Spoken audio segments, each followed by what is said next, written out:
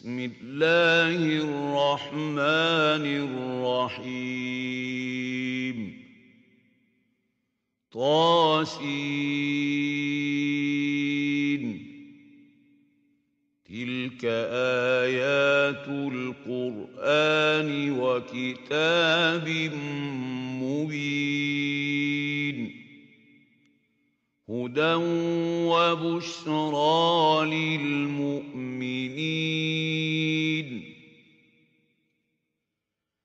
الذين يقيمون الصلاة ويؤتون الزكاة وهم بالآخرة هم يوقنون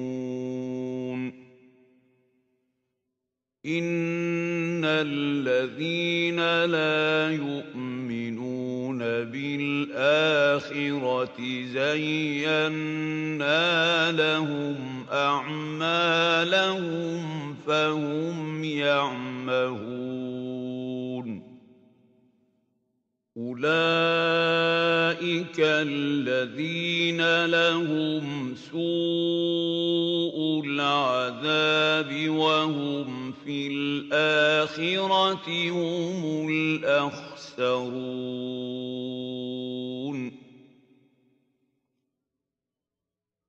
وإنك لتلقى القرآن من لدن حكيم عليم அத்தியாயம் அந்நம்ல் மக்காவில் அருளப்பட்டது. வசனங்கள் 93. அளவிலா கருணையும் இணையிலா கிருபையும் உடைய அல்லாஹுவின் திருப்பெயரால். தாசீன். இவை குர்ஆன் மற்றும் தெளிவான வேதத்தின் வசனங்களாகும். இந்த வேதம் நம்பிக்கையாளர்களுக்கு வழிகாட்டியும் நற்செய்தியுமாகும். அவர்கள் எத்தகையவர்களெனில் தொழுகையை நிலைநாட்டுகின்றார்கள், ஜகாத் கொடுக்கின்றார்கள், மேலும் மறுமையின் மீதும் அவர்கள் உறுதியான நம்பிக்கை வைத்திருக்கின்றார்கள். உண்மை யாதெனில் யார் மறுமையை நம்புவதில்லையோ அவர்களுக்கு அவர்களின் தீய செயல்களை நாம் அழகுபடுத்தி காட்டினோம். எனவே அவர்கள் தடுமாறித் திரிகின்றார்கள். அவர்கள் எத்தகையவர்கள் எனில் அவர்களுக்கு மோசமான தண்டனை இருக்கின்றது. மேலும் மறுமையில் அவர்கள்தாம் அனைவரையும் விட அதிக இழப்புக்குரியவர்களாயிருப்பார்கள். மேலும் நபியே, நுண்ணறிவாளனும் நன்கு அறிந்தவனுமான இறைவனிடமிருந்து திண்ணமாக இந்த குர்ஆனை நீர் பெற்றுக்கொண்டிருக்கின்றீர். إذ قال موسى لأهله إني آنست نارا سآتيكم منها بخبر أو آتيكم بشهاب قبس لعلكم تصطلون. அந்த சந்தர்ப்பத்தில் நடந்ததை இவர்களுக்கு நினைவூட்டுங்கள். மூசா தம் குடும்பத்தாரிடம் அப்பொழுது கூறினார், நான் ஒரு நெருப்பை காண்கின்றேன். நான் இப்பொழுதே அங்கிருந்து ஏதேனும் செய்தியை உங்களிடம் கொண்டு வருகின்றேன், அல்லது தீப்பந்தத்தை எடுத்துக்கொண்டு வருகின்றேன். நீங்கள் குளிர்காய்ந்து கொள்ளலாம். فَلَمَّا جَاءَهَا نُودِيَ أَن بُورِكَ مَن فِي النَّارِ وَمَنْ حَوْلَهَا وَسُبْحَانَ اللَّهِ رَبِّ الْعَالَمِينَ.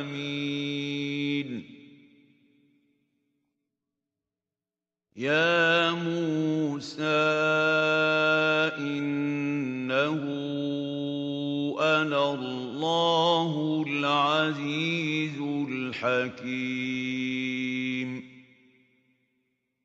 وَأَلْقِ عَصَاكَ فَلَمَّا رَآهَا تَهْتَزُّ كَأَنَّهَا جَانٌّ وَلَّىٰ مُدْبِرًا وَلَمْ يُعَقِّبْ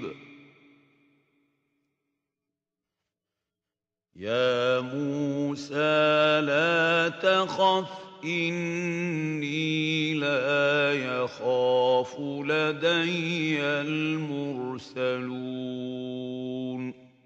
إِلَّا مَن ظَلَمَ ثُمَّ بَدَّلَ حُسْنًا بَعْدَ سُوءٍ فَإِنِّي غَفُورٌ رَّحِيمٌ وَأَدْخِلْ يَدَكَ فِي جَيْبِكَ تَخْرُجْ بَيْضَاءَ مِنْ غَيْرِ سُوءٍ فِي 9 آيَاتٍ إِلَىٰ فِرْعَوْنَ وَقَوْمِهِ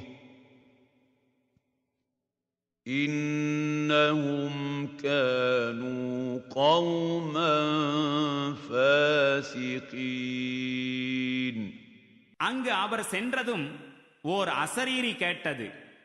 பாக்கியம் உள்ளவர்கள் ஆவர், இந்த நெருப்பில் உள்ளவரும் அதன் சுற்றுப்புறத்தில் இருப்பவர்களும். தூய்மையானவன் ஆவான், அகிலத்தார் அனைவரையும் வளர்த்து பரிபாலிப்பவனாகிய அல்லாஹ். மூசாவே, நான் தான் வலிமை மிக்கவனும் நுண்ணறிவாளனுமாகிய அல்லாஹ். மேலும் உமது கைத்தடியை சற்று எரியும். உடனே அந்த தடி பாம்பு போல் அசைவதை மூசா கண்டபோது பின்னோக்கி ஓடினார், திரும்பிக் கூட பார்க்கவில்லை. மூசாவே, அஞ்சாதீர், திண்ணமாக என் முன்னிலையில் தூதர்கள் அஞ்சுவதில்லை, ஏதேனும் தவறு செய்திருந்தாலே தவிர. பின்னர் தீமை செய்த பிறகு தன் செயலை அவர் நன்மையாக மாற்றிக்கொண்டால் திண்ணமாக நான் பெரும் மன்னிப்பாளனாகவும் கிருபையுள்ளவனாகவும் இருக்கின்றேன். மேலும் நீர் உமது கரத்தை உமது சட்டையின் மார்பு பகுதியில் நுழைப்பீராக, அது பிரகாசிக்க கூடியதாய் வெளிப்படும், எவ்வித கேடுமின்றி. இந்த சான்றுகளும் ஃபிரௌனிடம் அவனுடைய சமூகத்தாரிடமும் கொண்டு செல்வதற்குரிய 9 சான்றுகளில் உள்ளவையாகும். அவர்கள் மிகவும் தீய நடத்தை உடைய மக்களாயிருக்கின்றார்கள். فَلَمَّا جَاءَتْهُمْ آيَاتُنَا مُبْصِرَةً قَالُوا هَٰذَا سِحْرٌ مُّبِينٌ وَجَحَدُوا بِهَا وَاسْتَيْقَنَتْهَا أَنفُسُهُمْ ظُلْمًا وَعُلُوًّا فَانظُرْ كَيْفَ كَانَ عَاقِبَةُ الْمُفْسِدِينَ ஆயினும் நம்முடைய மிக தெளிவான சான்றுகள் அம்மக்களின் முன் வந்தபோது இது அப்பட்டமான சூனியமாகும் என்று அவர்கள் கூறிவிட்டார்கள். அவர்கள் முற்றிலும் அநியாயமான முறையிலும் ஆணவத்தினாலும் தான் அந்த சான்றுகளை மறுத்தார்கள். ஆனால் அவர்களுடைய உள்ளங்களோ அவற்றை ஏற்றுக்கொண்டிருந்தன. அந்த குழப்பவாதிகளின் முடிவு என்னவாயிற்று என்பதை இப்போது நீர் பார்த்துக் கொள்ளும். وَلَقَدْ آتَيْنَا دَاوُودَ وَسُلَيْمَانَ عِلْمًا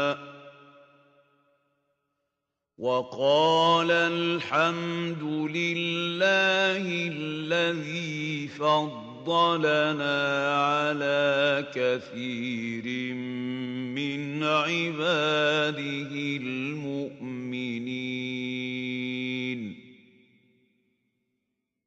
وَوَرِثَ سُلَيْمَانُ دَاوُودَ وَقَالَ يَا أَيُّهَا النَّاسُ عُلِّمْنَا مَنطِقَ الطَّيْرِ وَأُوتِينَا مِن كُلِّ شَيْءٍ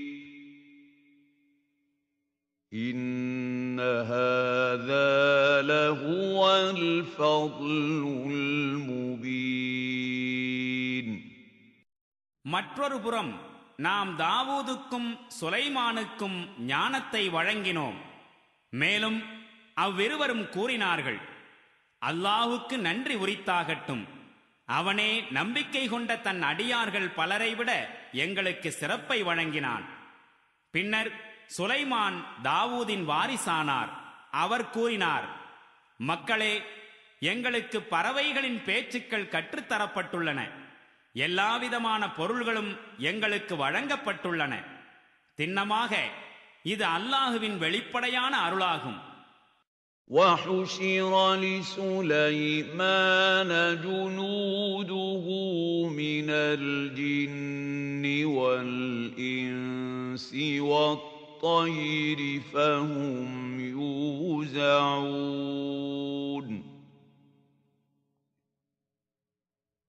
حَتَّى إِذَا أَتَوْا عَلَى وَادِ النَّمْلِ قَالَتْ نَمْلَةٌ يَا أَيُّهَا النَّمْلُ ادْخُلُوا مَسَاكِنَكُمْ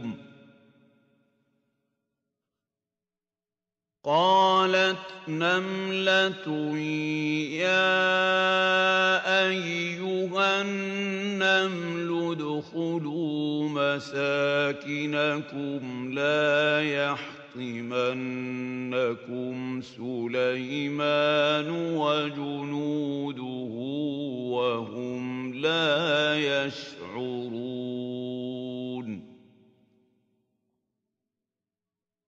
فتبسم ضاحكا من قولها وقال رب أوزعني أن أشكر نعمتك التي أنعمت علي وعلى والدي وأن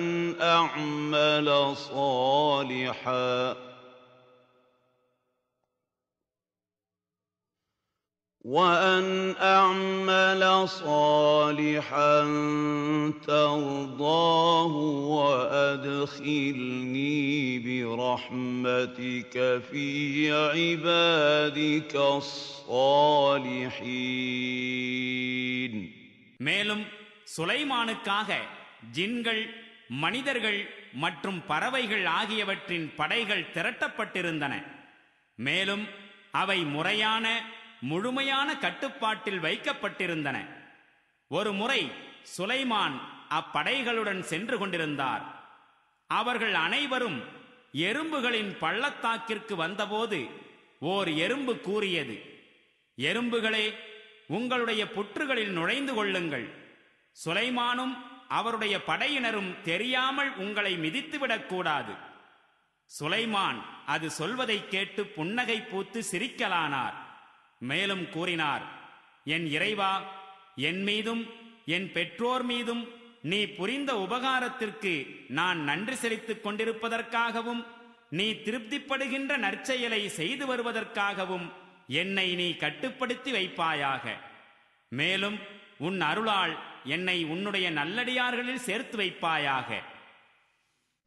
وَتَفَقَّدَ الطَّيْرَ فَقَالَ مَا لِيَ لَا أَرَى الْهُدْهُدَ أَمْ كَانَ مِنَ الْغَائِبِينَ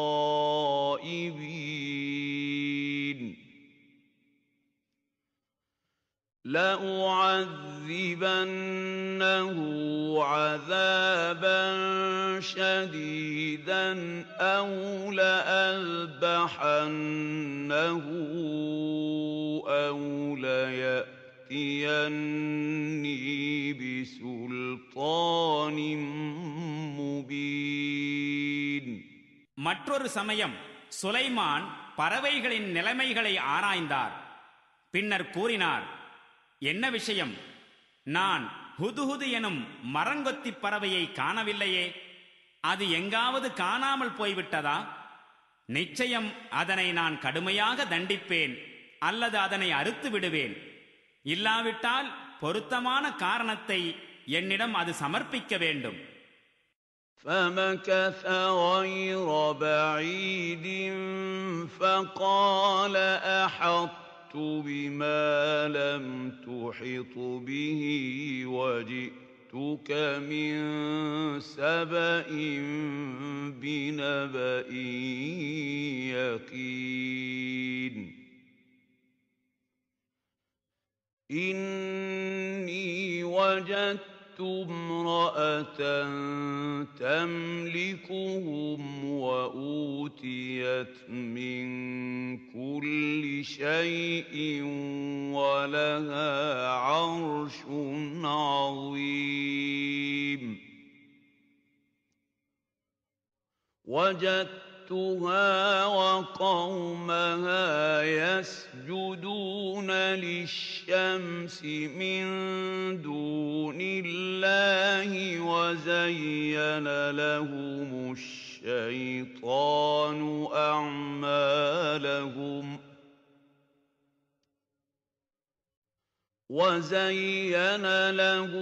الشيطان أعمالهم فصدهم عن السبيل فهم لا يهتدون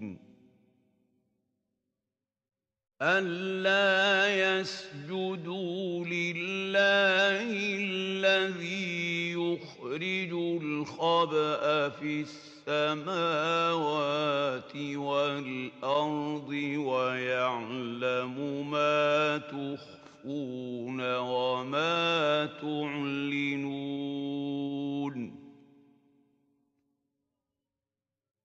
الله لا إله إلا هو رب العرش العظيم.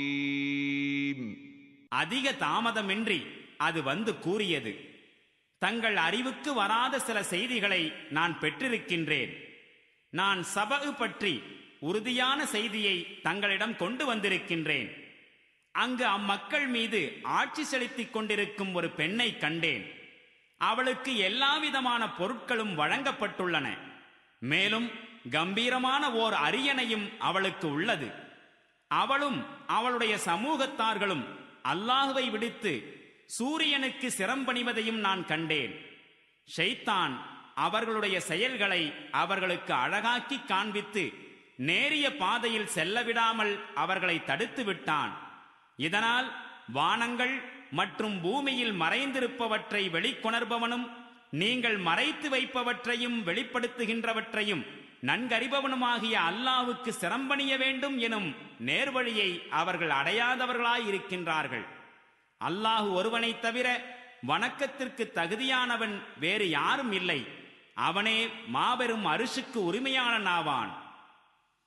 قال سننظر أصدقت أم كنت من الكاذبين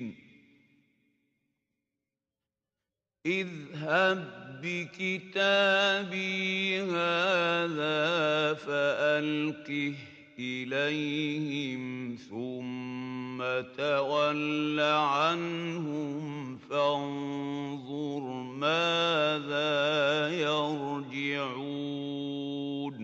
சுலைமான் கூறினார், நீ உண்மை சொல்கிறாயா அல்லது பொய்யர்களோடு நீ சேர்ந்து விட்டாயா என்பதை இப்போதே நாம் பார்த்து விடுகின்றோம். என்னுடைய இந்த கடிதத்தை எடுத்துச் சென்று அவர்களிடம் போட்டுவிடு. பிறகு அவர்களை விட்டு விலகி நின்று அவர்கள் என்ன பதில் நடவடிக்கையை எடுக்கப் போகின்றார்கள் என்பதை நீ கவனி. قالت يا أيها الملأ إني ألقي إلي كتاب كريم إنه من سليمان وإنه بسم الله الرحمن الرحيم الرحيم ألا تعلوا علي وأتوني مسلمين. அரசி கூறினாள், அரசவை பிரமுகர்களே, மிக முக்கியமான கடிதம் ஒன்று என்னிடம் போடப்பட்டிருக்கின்றது. அது சுலைமானிடமிருந்து வந்துள்ளது. மேலும் அளவிலா கருணையும் இணையிலா கிருபையும் உடைய அல்லாஹுவின் திருப்பெயரால் அது தொடங்கப்பட்டுள்ளது. எனக்கு எதிராக நீங்கள் ஆணவத்துடன் நடந்து கொள்ளாதீர்கள். மேலும் முஸ்லிம்களாய் பணிந்தவர்களாய் என்னிடம் வரவேண்டும் எனும் வாசகம் அதில் உள்ளது. قالت يا أيها الملأ أفتوني في أمري ما كنت قاطعة أمرا حتى تشهدون. قالوا نحن أولو قوة وأولو بأس شديد والأمر إليك فانظري ماذا تأمرين.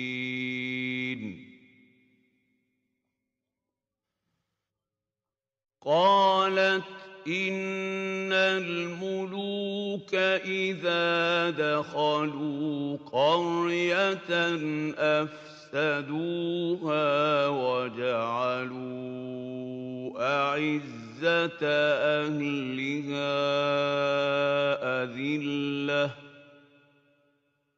وكذلك يفعلون.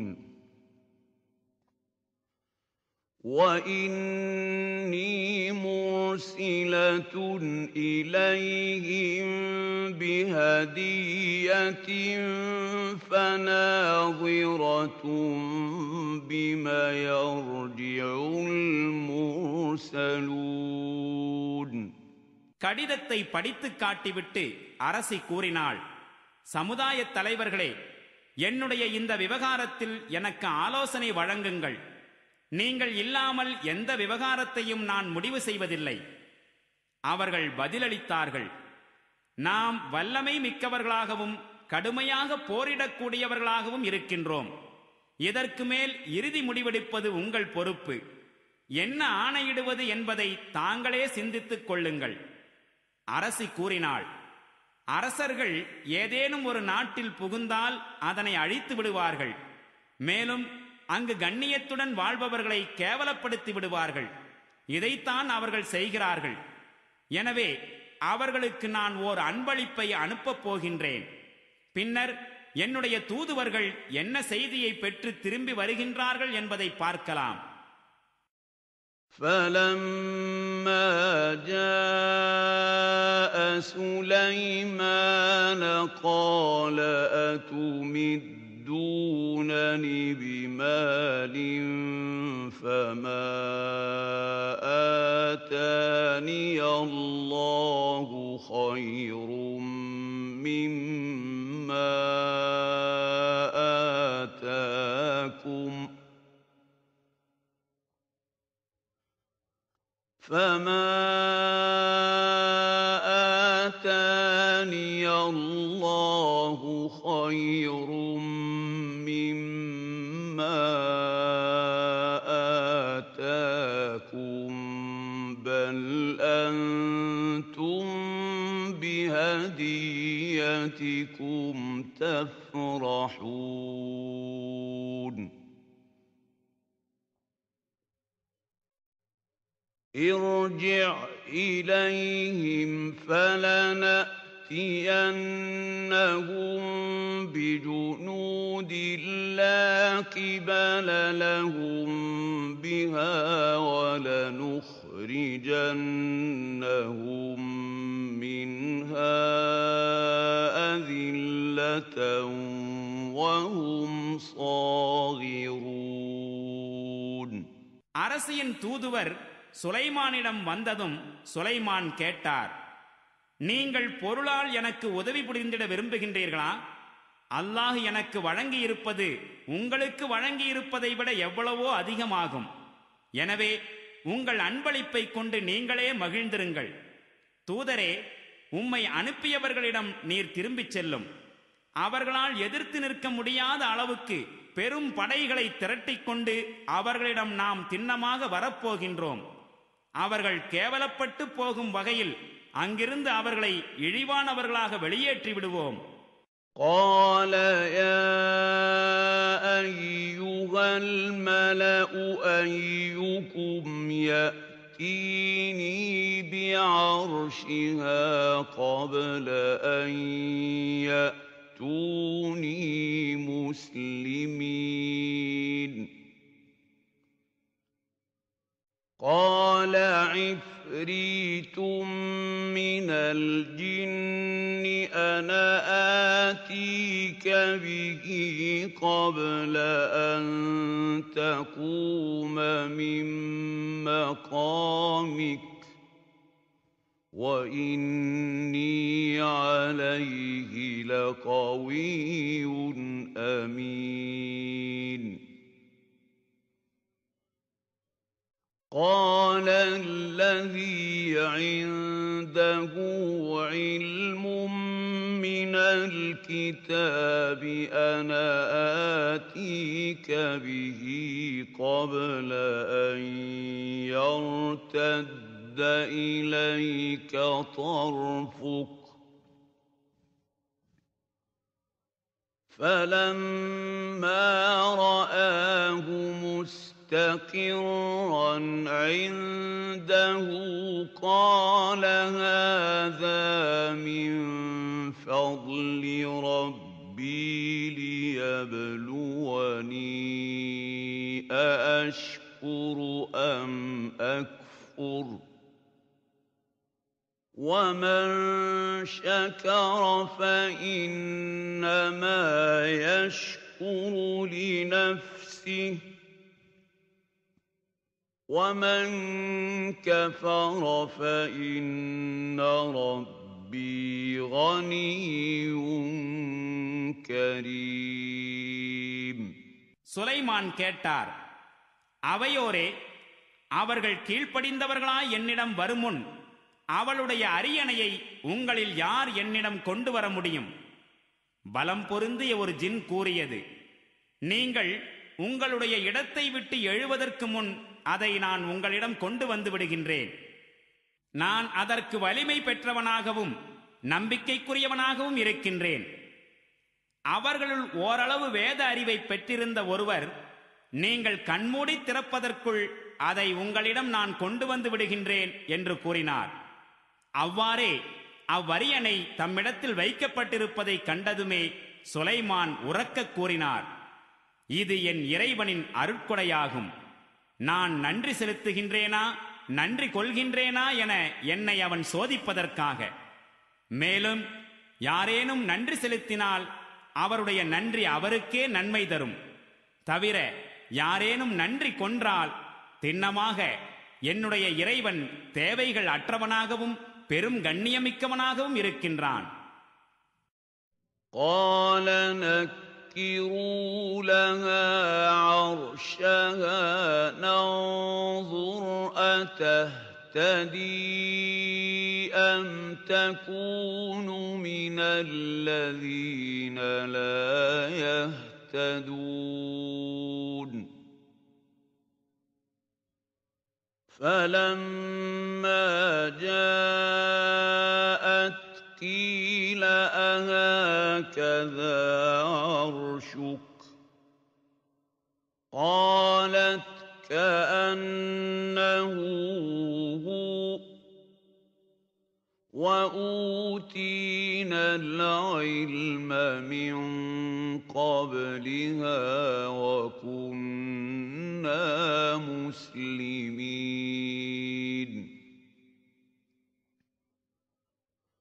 وصدها ما كانت تعبد من دون الله إنها كانت من قوم كافرين. சுலைமான் கூறினார், அரசியின் அரியணையை அடையாளம் காண முடியாத வகையில் அவள் முன் வைத்து விடுங்கள்.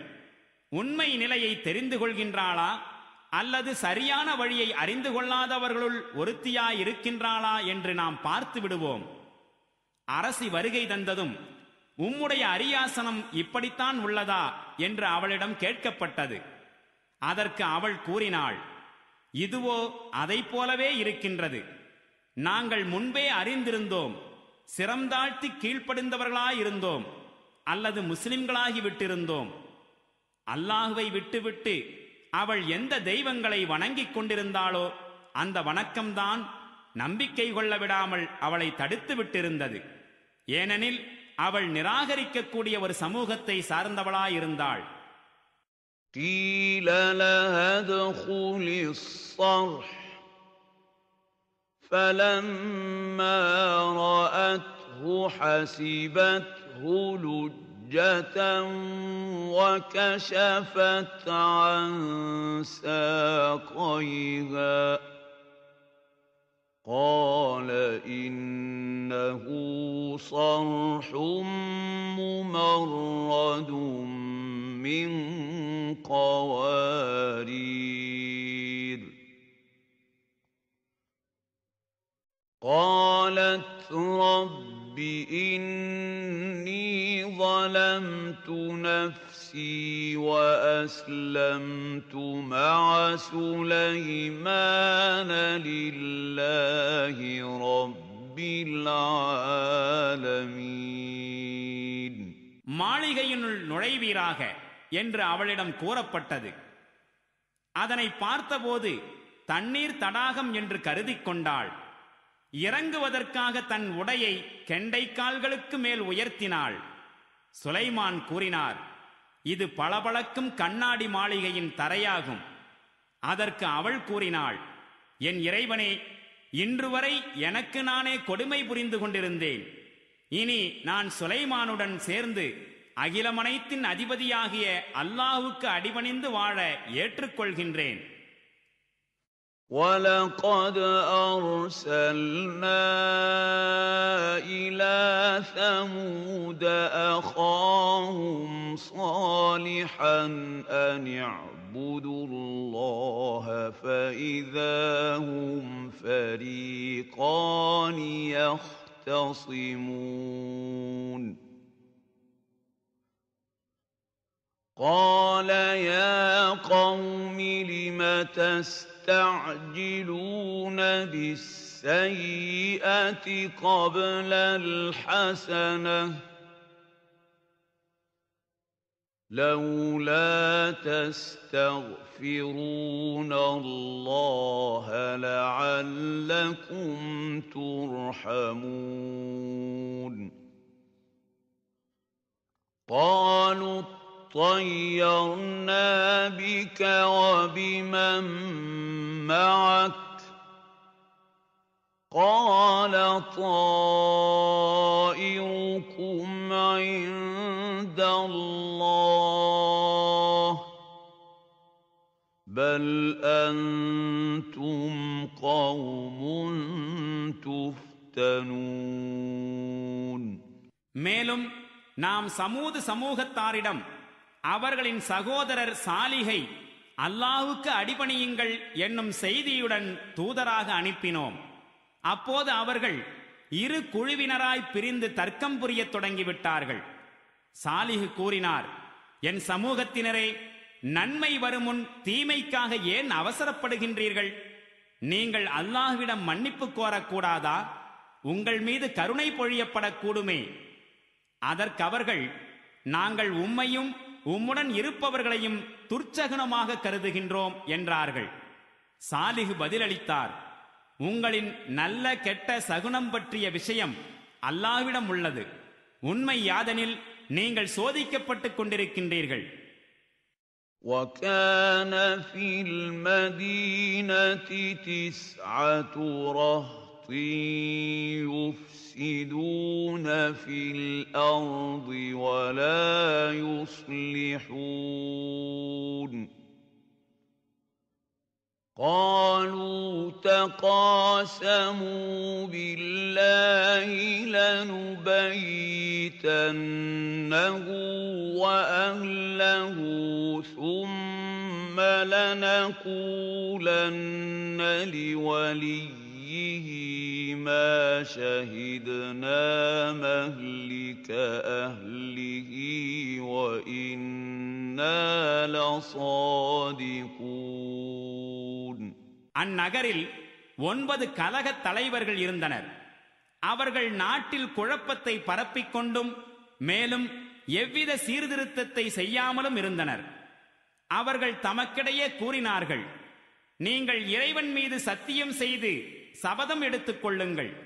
நாம் சாலிஹ் மீதும் அவருடைய குடும்பத்தார் மீதும் இரவில் தாக்குதல் நடத்துவோம் என்று.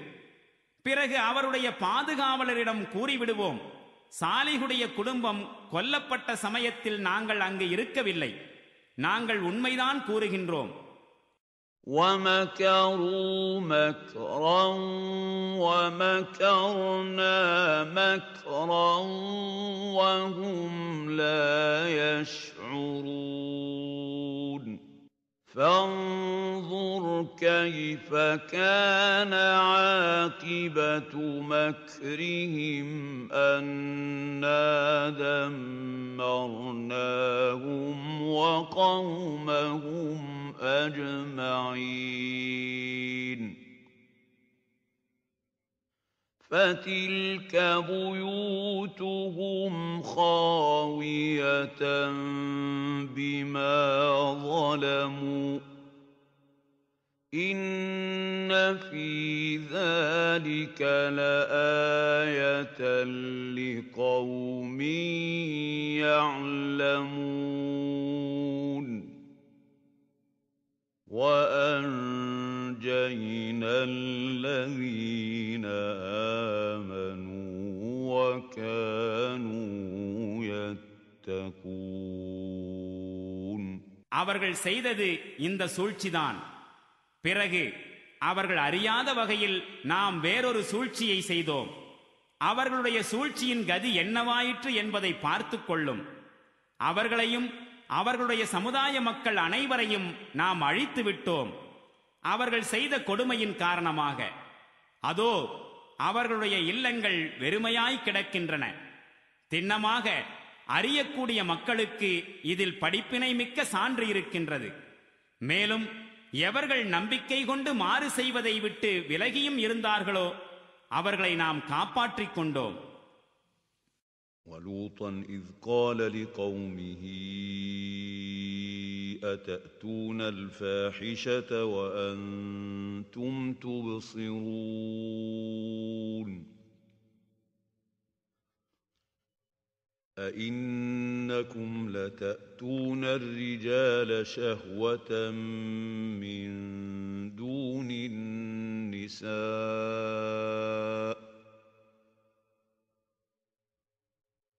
بَلْ أَنْتُمْ قَوْمٌ تَجْهَلُونَ فَمَا كَانَ جَوَابَ قَوْمِهِ إِلَّا أَنْ قَالُوا أَخْرِجُوا آلَ لُوطٍ مِّنْ قَرْيَتِكُمْ إِنَّهُمْ أُنَاسٌ يَتَطَهَّرُونَ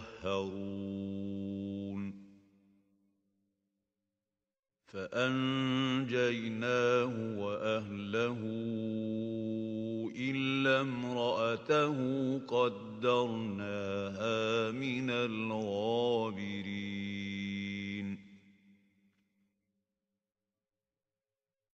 وَأَمْطَرْنَا عَلَيْهِمْ مَطَرًا فَسَاءَ مَطَرُ الْمُنذَرِينَ. மேலும் லூத்தை நாம் அனுப்பினோம். அவர் தம் சமூகத்தாரிடம் கூறியதை நினைவு கூறுங்கள். நீங்கள் கண்களால் பார்த்து கொண்டே ஒழுக்கக்கேடான செயல்களை செய்கின்றீர்களா? என்ன, பெண்களை விட்டுவிட்டு காம உணர்வை தீர்ப்பதற்காக ஆண்களையா தேடி அலைகின்றீர்கள்?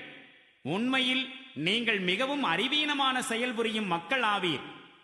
ஆயினும் அவருடைய சமூகத்தார் இதை தவிர வேறு எந்த பதிலையும் கூறவில்லை. அது இதுதான்: வெளியேற்றுங்கள் லூத்துடைய குடும்பத்தாரை உங்களுடைய ஊரை விட்டு, இவர்கள் பெரிய பரிசுத்தவான்கள் என்று எள்ளினர். இறுதியில் லூத்தையும் அவருடைய குடும்பத்தாரையும் நாம் காப்பாற்றிக் கொண்டோம், அவருடைய மனைவியை தவிர. அவள் பின்தங்கியவளாகிவிட வேண்டுமென நாம் முடிவு செய்து விட்டிருந்தோம். மேலும் பொழியச் செய்தோம் அம்மக்களின் மீது ஒரு மழையை. எச்சரிக்கை விடுக்கப்பட்டிருந்த மக்களுக்கு அது மிகவும் கெட்ட மழையாயிருந்தது. قُلِ الْحَمْدُ لِلَّهِ وَسَلَامٌ عَلَى عِبَادِهِ الَّذِينَ اصْطَفَى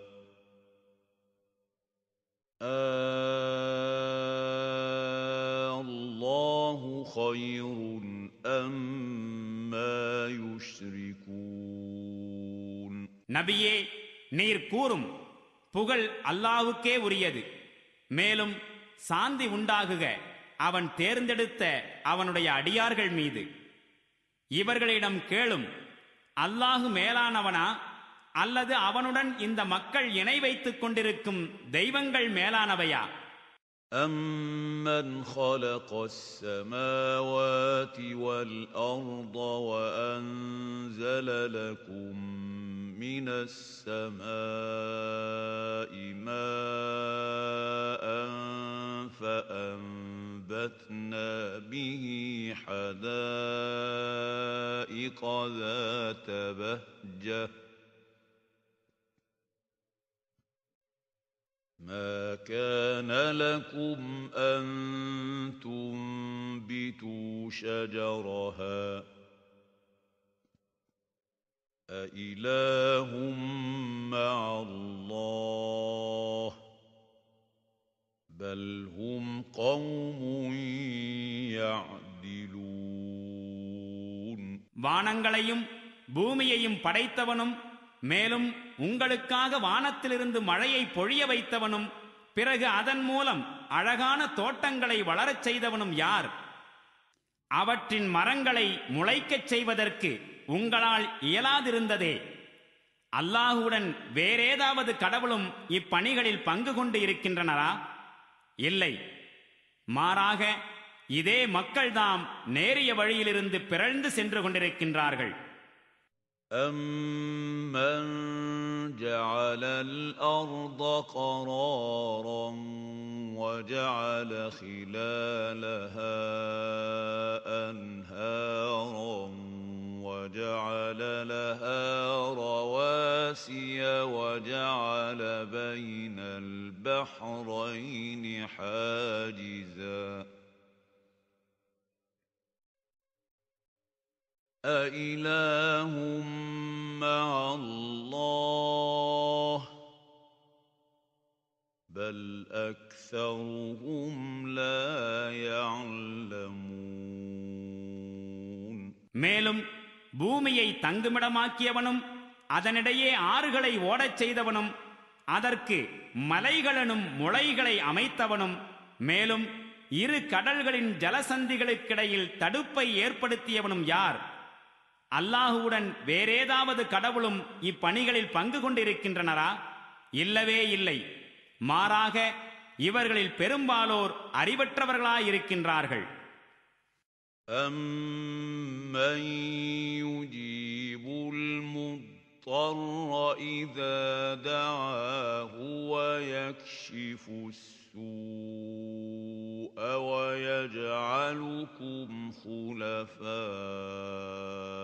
الْأَرْضِ أَإِلَٰهٌ مَّعَ اللَّهِ قَلِيلًا مَّا تَذَكَّرُونَ. துயரங்களுக்கு ஆளானவர் இறைஞ்சும் போது அவருடைய இறைஞ்சுதலை கேட்டு பதிலளிப்பவன் யார்? மேலும் அவருடைய துயரத்தை களைபவன் யார்? மேலும் உங்களை பூமியில் பிரதிநிதிகளாய் ஆக்குகிறவன் யார்? அல்லாஹுவுடன் வேறு எந்த ஒரு கடவுளேனும் இப்பணிகளை செய்யக்கூடியதாய் உள்ளதா? நீங்கள் மிக குறைவாகவே சிந்திக்கின்றீர்கள். أَمَّن يَهْدِيكُمْ فِي ظُلُمَاتِ الْبَرِّ وَالْبَحْرِ وَمَن يُرْسِلُ الرِّيَاحَ بُشْرًا بَيْنَ يَدَيْ رَحْمَتِهِ أَإِلَٰهٌ مَّعَ اللَّهِ تَعَالَى اللَّهُ عَمَّا يُشْرِكُونَ. தரை மற்றும் கடலின் இருள்களில் உங்களுக்கு வழிகாட்டுபவன் யார்? மேலும் தன்னுடைய அருளுக்கு முன்னர் காற்றை நற்செய்தியாக அனுப்புகின்றவன் யார்? அல்லாஹுவுடன் வேறு எந்த கடவுளேனும் இப்பணியை செய்து கொண்டு இருக்கின்றதா? அல்லாஹ் மிக உயர்ந்தவனும் மேலானவனும் ஆவான் இவர்கள் செய்கின்ற இணை வைப்புச் செயல்களை விட்டு. أَمَّن يَبْدَأُ الْخَلْقَ ثُمَّ يُعِيدُهُ وَمَن يَرْزُقُكُم مِّنَ السَّمَاءِ وَالْأَرْضِ أَإِلَٰهٌ مَّعَ اللَّهِ قُلْ هَاتُوا بُرْهَانَكُمْ إِن كُنتُمْ صَادِقِينَ. முதன்முறையாய் படைக்கின்றவனும் பிறகு மீண்டும் படைக்கப் போகின்றவனும் யார்? மேலும் வானம் மற்றும் பூமியிலிருந்து உங்களுக்கு உணவளிப்பவன் யார்? அல்லாஹுவுடன் வேறு எந்த ஒரு கடவுளேனும் இப்பணியில் பங்கு கொண்டுள்ளதா? கூறுவீராக, கொண்டு வாருங்கள் உங்கள் அத்தாட்சியை, நீங்கள் உண்மையாளர்களாயிருப்பின். قُل لَّا يَعْلَمُ مَن فِي السَّمَاوَاتِ وَالْأَرْضِ الْغَيْبَ إِلَّا اللَّهُ وَمَا يَشْعُرُونَ أَيَّانَ يُبْعَثُونَ. இவர்களிடம் கூறும், அல்லாஹுவை தவிர வானங்களிலும் பூமியிலும் உள்ள எவரும் மறைவான உண்மைகளை அறிய மாட்டார். மேலும் உங்களுடைய கடவுளர்களான அவர்கள் எப்பொழுது எழுப்பப்படுவார்கள் என்பதை கூட அறிவதில்லையே. بَلِ ادَّارَكَ عِلْمُهُمْ فِي الْآخِرَةِ بَلْ هُمْ فِي شَكٍّ مِّنْهَا بَلْ هُمْ مِنْهَا عَمُونَ. وَقَالَ الَّذِينَ كَفَرُوا أَإِذَا كُنَّا تُرَابًا وَآبَاؤُنَا أَإِنَّا لَمُخْرَجُونَ. لَقَدْ وُعِدْنَا هَٰذَا نَحْنُ وَآبَاؤُنَا مِن قَبْلُ إِنْ هَٰذَا إِلَّا أَسَاطِيرُ الْأَوَّلِينَ. உண்மை யாதெனில் மறுமையை பற்றிய அறிவு இம்மக்களை விட்டு மறைந்தே போய்விட்டது. இல்லை, இவர்கள் அதை பற்றிய சந்தேகத்தில் உழல்கின்றார்கள். இன்னும் சொல்வதானால் மறுமையை பற்றி இவர்கள் குருடர்களாயிருக்கின்றார்கள். மேலும் இந்நிராகரிப்போர் கூறுகின்றார்கள், நாங்களும் எங்களுடைய மூதாதையர்களும் மண்ணாகி போய்விட்டால் நாங்கள் உண்மையிலேயே மண்ணறைகளிலிருந்து எழுப்பப்படுவோமா? இந்த விஷயங்கள் பற்றி எங்களுக்கு அதிகம் எச்சரிக்கப்பட்டுள்ளது. முன்னர் எங்கள் மூதாதையர்களும் எச்சரிக்கப்பட்டிருக்கின்றனர். உண்மையில் இவை முன்னோர்களின் காலத்திலிருந்து கேள்விப்பட்டு வருகின்ற வெறும் கட்டுக்கதைகளே தவிர வேறில்லை. قُلْ سِيرُوا فِي الْأَرْضِ فَانظُرُوا كَيْفَ كَانَ عَاقِبَةُ الْمُجْرِمِينَ وَلَا تَحْزَنْ عَلَيْهِمْ وَلَا تَكُنْ فِي ضَيْقٍ مِّمَّا يَمْكُرُونَ وَيَقُولُونَ مَتَى هَذَا الْوَعْدُ إِن كُنتُمْ صَادِقِينَ قُلْ عَسَىٰ أَن يَكُونَ رَدِفَ لَكُم بَعْضُ الَّذِي تَسْتَعْجِلُونَ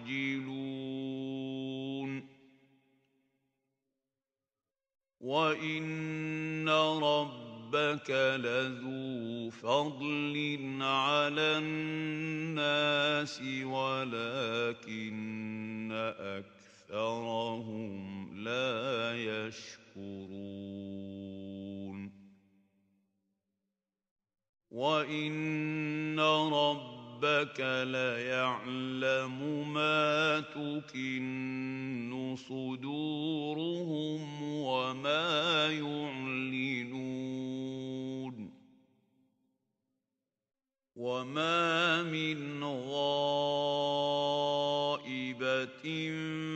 فِي السَّمَاءِ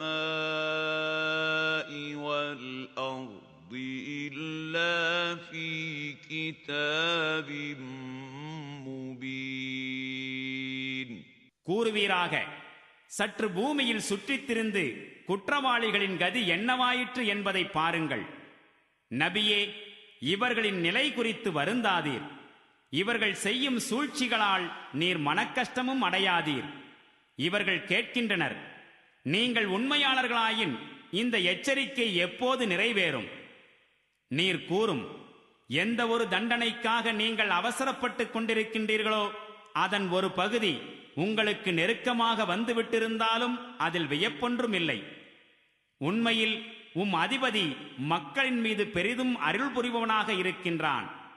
ஆயினும் மக்களில் பெரும்பாலோர் நன்றி செலுத்துவதில்லை.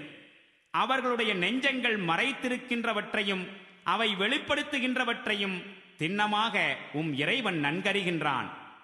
வானத்திலும் பூமியிலும் மறைந்துள்ள எந்த ஒரு பொருளும் ஒரு தெளிவான பதிவேட்டில் எழுதப்படாமல் இல்லை.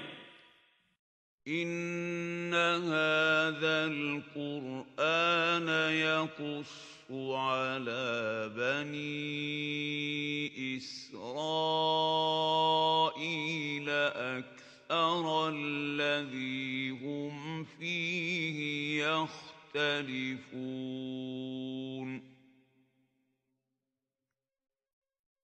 وَإِنَّهُ لَهُدًى وَرَحْمَةٌ لِّلْمُؤْمِنِينَ إِنَّ رَبَّكَ يَقْضِي بَيْنَهُم بِحُكْمِهِ وَهُوَ الْعَزِيزُ الْعَلِيمُ.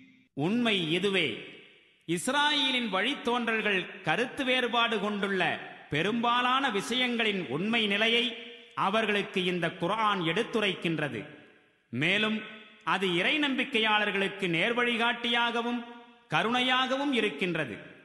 இதே போன்று திண்ணமாக இறைவன் இந்த மக்களிடையேயும் தன்னுடைய கட்டளையால் தீர்ப்பு வழங்குவான்.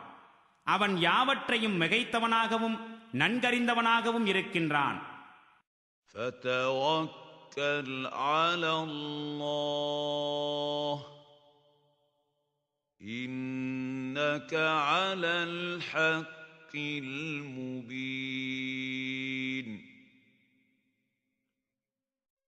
إِنَّكَ لَا تُسْمِعُ الْمَوْتَى وَلَا تُسْمِعُ الصُّمَّ الدُّعَاءَ الدعاء إذا ولوا مدبرين وما أنت بهاد العمي عن ضلالتهم إن تسمع إلا من يؤمن بآياتنا فهم مسلمون.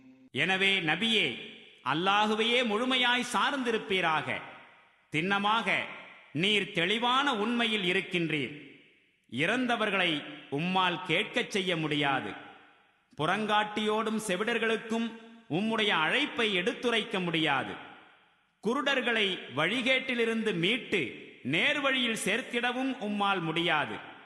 எவர்கள் நம்முடைய வசனங்கள் மீது நம்பிக்கை கொள்கின்றார்களோ, மேலும் கீழ்ப்படிபவர்களாயும் விளங்குகின்றார்களோ, அவர்களையே உம்மால் செவியேற்கச் செய்ய முடியும். وَإِذَا وَقَعَ الْقَوْلُ عَلَيْهِمْ أَخْرَجْنَا لَهُمْ دَابَّةً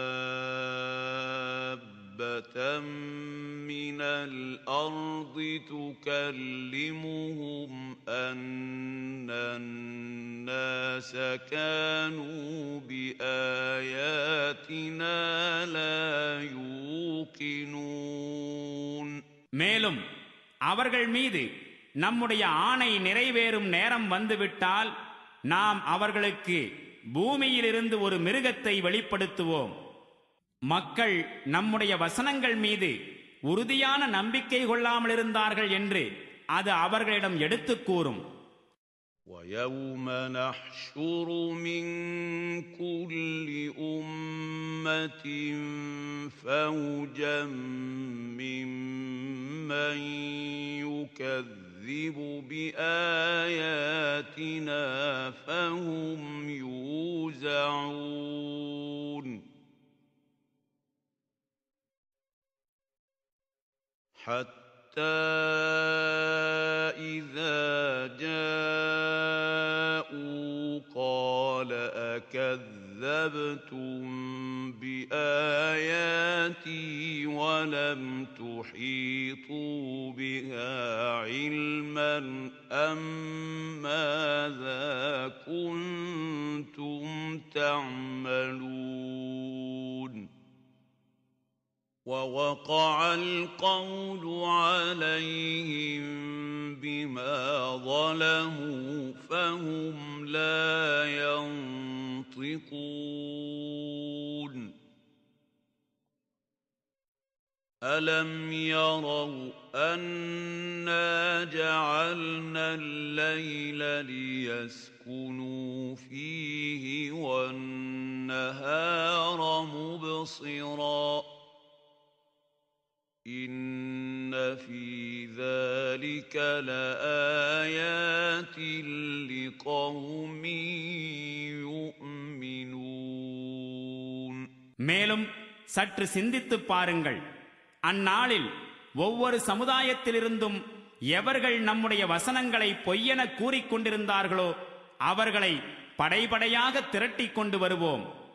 பிறகு அவர்களின் வகை மற்றும் தகுதியை பொறுத்து பல படித்தரங்களில் முறைப்படுத்தப்படுவார்கள். இவ்வாறாக அவர்கள் அனைவரும் வந்துவிடும்போது இறைவன் அவர்களிடம் வினவுவான், என்னுடைய சான்றுகளை நீங்கள் முழுமையாக அறிந்து கொள்ளாத நிலையில் அவற்றை பொய்யென்று கூறினீர்களா? இல்லையெனில் நீங்கள் வேறு என்னதான் செய்து கொண்டிருந்தீர்கள்?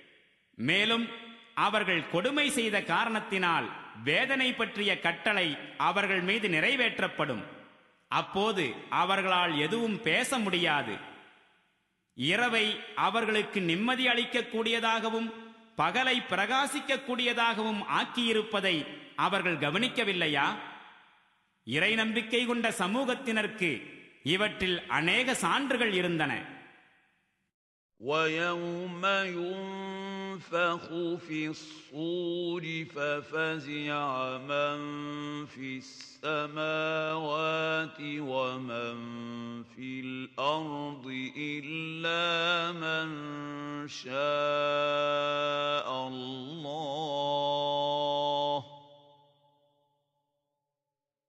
وَكُلٌّ أَتَوْهُ دَاخِرِينَ. மேலும் அந்நாளில் எக்காளம் ஊதப்படும்.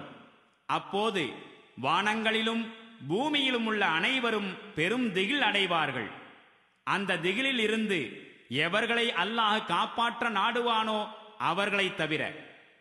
மேலும் அனைவரும் அடங்கி ஒடுங்கியவர்களாக அவன் திருமுன் வருவார்கள். وَتَرَى الْجِبَالَ تَحْسَبُهَا جَامِدَةً وَهِيَ تَمُرُّ مَرَّ السَّحَابِ صُنْعَ اللَّهِ الَّذِي أَتْقَنَ كُلَّ شَيْءٍ إِنَّهُ خَبِيرٌ بِمَا تَفْعَلُونَ. இன்று நீர் மலைகளை பார்க்கும்போது அவை நன்கு நிலை கொண்டிருப்பதாக கருதுகின்றீர். ஆனால் அன்றைய நாளில் அவை மேகங்களைப் போன்று பறந்தோடிக் கொண்டிருக்கும். ஒவ்வொரு பொருளையும் நுண்ணறிவினால் செம்மைப்படுத்திய அல்லாஹுடைய பேராற்றலின் விந்தை இது. நீங்கள் என்ன செய்கின்றீர்கள் என்பதை திண்ணமாக அவன் நன்கறிந்தவன். مَنْ جَاءَ بِالْحَسَنَةِ فَلَهُ خَيْرٌ مِنْهَا وَهُمْ مِنْ فَزَعٍ يَوْمَئِذٍ آمِنُونَ.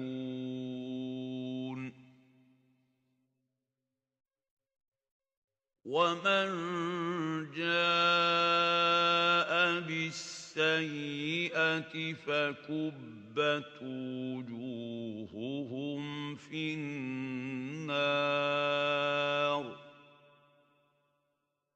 هَلْ تُجْزَوْنَ إِلَّا مَا كُنْتُمْ تَعْمَلُونَ. எவர் நன்மையை கொண்டு வருகின்றாரோ அவருக்கு அதைவிட சிறந்த பிரதிபலன் கிடைக்கும்.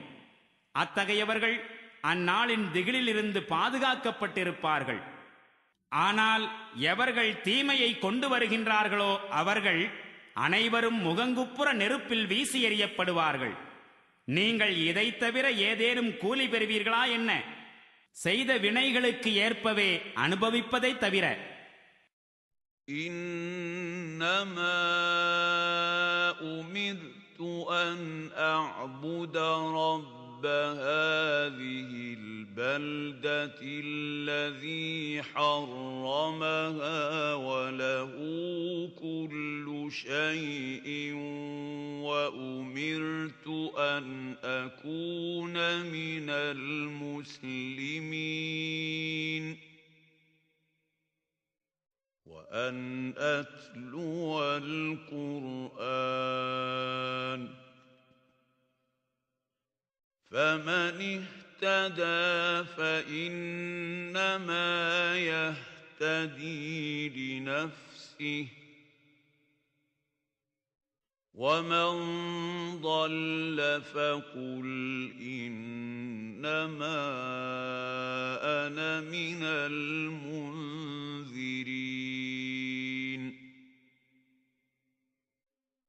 وَقُلِ الْحَمْدُ لِلَّهِ سَيُرِيكُمْ آيَاتِهِ فَتَعْرِفُونَهَا وَمَا رَبُّكَ بِغَافِلٍ عَمَّا تَعْمَلُونَ. நபியே, இவர்களிடம் கூறும், எனக்கு இவ்வாறுதான் கட்டளையிடப்பட்டுள்ளது. இந்த மக்கமா நகரின் அதிபதிக்கு கீழ்ப்படியுங்கள். அவனே அதை சங்கைமிக்கதாக ஆக்கினான். மேலும் ஒவ்வொரு பொருளுக்கும் அவனே உரிமையாளனாயிருக்கின்றான். மேலும் நான் அடிபணிந்தவனாக முஸ்லிமாக விளங்க வேண்டும் என்றும் இந்த குர்ஆனை ஓதி காண்பிக்க வேண்டும் என்றும் கட்டளையிடப்பட்டுள்ளேன். எவர் நேர்வழியை மேற்கொள்கின்றாரோ அவர் தம்முடைய நன்மைக்காகவே நேர்வழியை மேற்கொள்கின்றார்.